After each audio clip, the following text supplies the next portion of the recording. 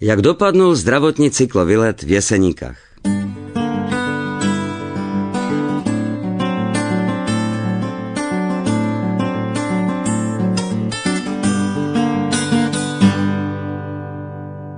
To, že v té chajdě sú aj kola na pojčání, zjistil Kamil, jak raz zabludil do jakéhosi skladišťa, kde to vypadalo jak v šopě.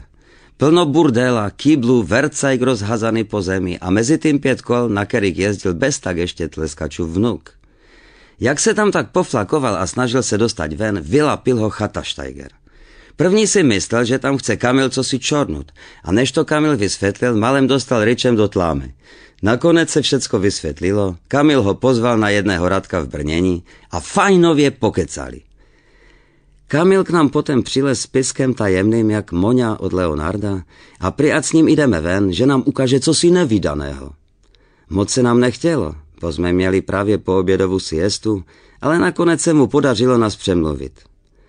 Ven jsme šli se zavřenými očami, jak v jakési pohlupavé soutěži. Před chajdu stalo 5 bicyklů, které vypadaly dost divně. Na naše nevěřící pisky a hlupé otázky, co s takými žďorbami budeme robiť, Kamil ene mávnul ruku a skakal nadšeně jak nadržený klokan. Pryže si zrobíme cyklovylet po Jeseníkách. Paru se nás ozvalo, že na tým kole bez levé šlapky to asi nebude ono. A já jsem si tež rypnul, bo jsem si představil, jak by se mi asi jelo na tým prostředním, které nemělo sedlo. Zás mávnul paprču a pryže to dá všecko do zítra dokupy a že už to má domluvené. Tuž já, uvidíme. Kamil na tým robil celý zbytek odpoledňa a večer přilez až kolem 10. strhaný jak plagat. Bechnul sebu do lůžka a pryže zítra valíme, bo kola sú jak nové. Druhého dne po snídani, někteří chleba z paštíku, ti, co šli spať pozdější enem pivo, jsme vyrazili k té cyklogaráži, kaj už od rána strašil Kamil. Venku stali stejné kola jak minule, akorát čistší a na první pohled bez závad. Ptal jsem se ho, kde je to 5. kolo. Kamil se rozhlídnul jak špion a prý, že ho spotřeboval na náhradní díly. Tipnul jsem si, že Chatašteiger mu zdvihne kulturu, až to zjistí. Vylosovali jsme mezi sebou 4 šťastlivce, kteří mají dost odvahy a dobré zdravotní pojištění. To nám zabralo přes 4 hodiny, bo jak kdo si vyhral, hned to z dobrého srdca daroval jinému a tak dokola. Nakonec jsme měli jet já, Kamil, Leoš a Karel. Tuž jsme vzali ruksaky se svačinami a vodu a jeli jsme. Jeňa se ještě na cestu zeptal, jestli známe na spaměť číslo na pohotovost. Vůl. Karel se tak vždycky ujal vedení. Má to v krvi, bo jeho foter byl jakýmsi vysokým pajtašem na KNV, ještě jak nás krotili rudí Big Bratři. A tež měl nejlepší kolo. Já jsem vyfazoval to, co předtím nemělo tu šlapku a zdalo se mi, že ten klínek, co tam Kamil vevalil, byl jaksi malý, bo jak jsem přešlapoval, šlapka vždycky o kusek poskočila, no chuj s tím. Vesele jsme valili z kopca a větr nám valil kolem řep. My hňupy jsme si neuvědomili, že to, co včel sfaráme, budeme muset na spateční cestě vyšlapat. Po pár kilometrách si zavislaci vymínili první kurz pauzu a Karel na turistickou mapu dumal, kaj vlastně pojedem. Bliklo mi palu, čemu to robí až včil, ale co, tu se není kaj ztratit, no ni.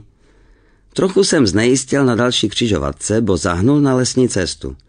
Tu škola už nic víc nemělo co překvapit, akorát my jsme se na sebe podívali nervózně, ale jeli jsme dál.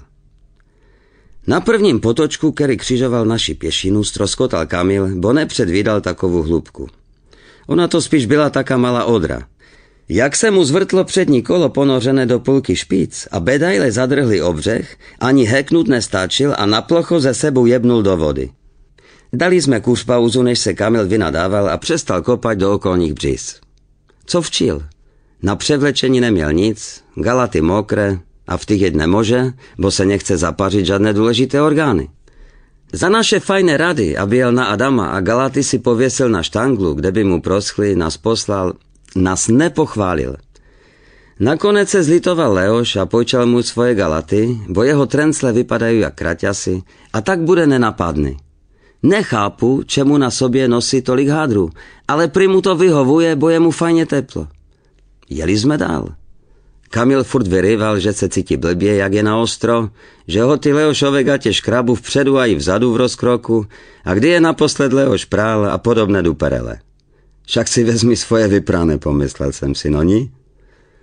Cesta dál byla celkem fajná, až na tého staršího chlopa v pumpkách, kterého jsme asi vystrašili, jak kolem něho proletěl náš peleton a on se bu chrapnul do kopřiv. Dlouho nám hrozil berlu, no spíš to byla asi turistická hůl. Jak se pěšina zužila a začalo přibývat kořenů, šíšek a podobných v lese zbytečných bebechů, začali jsme remcať. A jak jsme si konečně všimnuli žluté turistické značky, začali jsme nadávat polohlasně. Jestli Karel není náhodu ichtyl, který nás naved na cestu pro pěší. My tři jsme demonstrativně zastavili, nahlas už začali stavkovat a chtěli zakladat odbory. Karel si toho všimnul až po 100 metrách a jak se vrátil, začalo kolektivní vyjednávání. Našu klidnou debatu utnul ten důchodce o berli, který se naraz vynořil v zatačce a rychlým krokem se k nám blížil s nadávkami. Celkem rychle jsme se rozhodli, že bychom mohli ještě kusek popojet a v diskuzi pokračovat tam. Naskočili jsme do sedel, někteří s bolestivou grimasu a vykříkem a jeli jsme dál po značce, která svíňa začala vést do kopca. Po 10 minutách jsme zastavili, bo to by musel letět jak Juan Torena, aby nás doběhnul a pokračovali jsme v diskuzi. Tuž jak to vypadá? Podle mapy máme před sebou ještě kus cesty, jestli je to vůbec mapa tuté oblasti. A vrstevnice, které byly sobě blíž a blíž, nevěstily nic dobrého. Za sebou máme šílenou pomstychtivou bestiu, která zdrhla z domova důchodců. Ty boláky od kopřiv a špinavé nohavice nám asi neodpustí a kdo ví, co skryvá pod tu červenou šusťakovku. V dálce jsme ju zase zahledli. Tuž to není možné, on musí mít též kolo. A tak jsme se zas o kusek přesunuli. Dále už jsem ale nemohl jet, bo jsem asi po cestě vytratil z přehazky jakési důležité díly a ten kopec už se začal podobat Lise hoře, tak jsem tlačil. Karel navrhoval jet dál, bo raz mu přece ujet musíme, no ní? Kamil chtěl nebezpečného staříka zabít, asi se při tým karambolu jebnul do pály.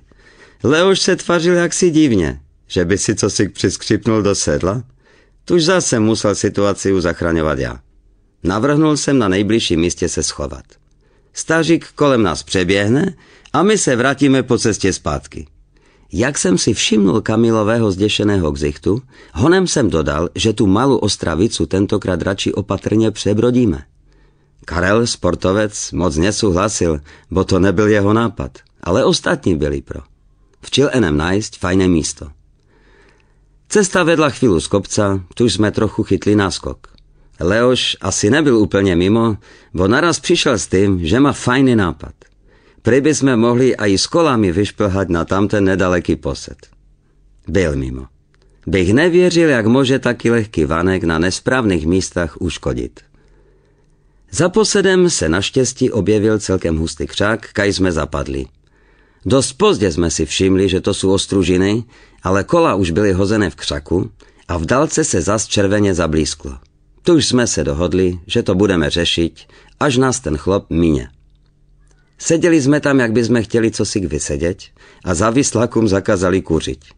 Jak dědek dlouho nešel, Karel se nasral, jak by si to uvědomil až včil, vyskočil a prý, že se nenechá šikanovat jedným slabým dětkem, bo jsme 4 a sami silní chlopi.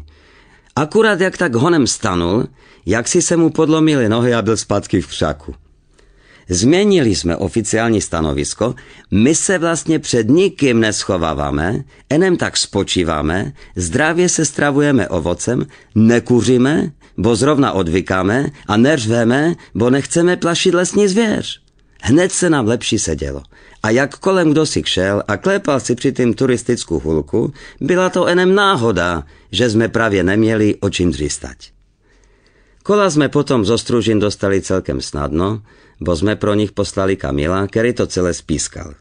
Sice první nechtěl, ale jak mu Karel domluvil tak, že ho žduchnul do kříba, Kamil se zaleknul a kola nám vytahal. Většina z nás už nechtěla jet dál, bo měla toho nebezpeča dost a tež nás už rozbolely údy a nohy tež. Po cestě, kterou jsme přijeli, jsme se vraceli zpátky. Konec jsem otrpěl já, bo ten klínek už měl fakt nejlepší roky odfarané a taku námahu nečekal. Rozlučil se se mnou asi 2 kilometry před chalupu. Tuž jasné, že v tým kopcu. Skúšali ste někdy šlápať do kopca, enem jednu nohu? Krom Karla se mnou banda kolegiálně, však máme ty odbory, šlápala pěškobusem až do chajdy. Kolami jsme bechli o šopu a šli to zapiť. Kamil chtěl ísť též, ale vyhnali jsme ho zrobiť z těch 4 kol zase 5, bo venku hulákal chata Steiger a vyhrožoval, že zabije toho gizda, který mu rozebral jeho zanovní Shimano. Tuž a potom pri, že sport je zdravý.